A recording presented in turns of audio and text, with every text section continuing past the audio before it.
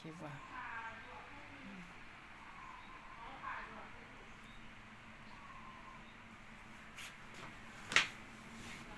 เส้นแล้วอันนั้นหลายบ่เส้นว่าถ้าเป็นทหารแข็งแข็ง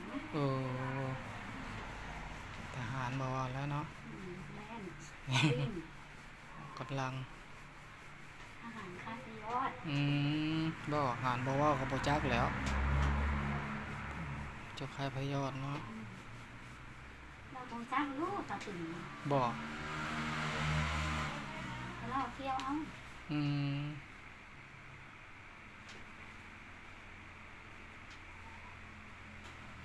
เราแล้วเป็นอาหารแล่นวิ่งเส้นตึงแข็ง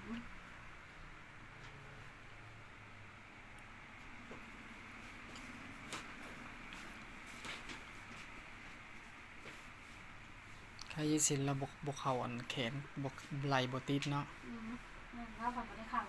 บ่คอยละไหล่ติดแล้วเราออกร่างกายมึง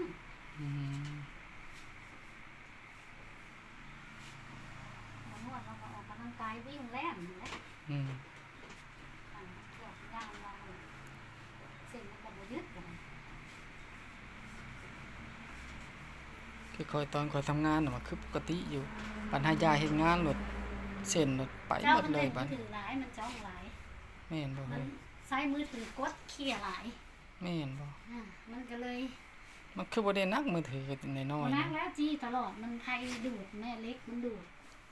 แม่เล็กมันดูดในปลายมือน่ะมันสอดทำให้เลือดเสียเลือดหยังมันไฟมันแล่นอยู่ในมือตลอดเด้เฮาจี้ตลอดเสียไปสิ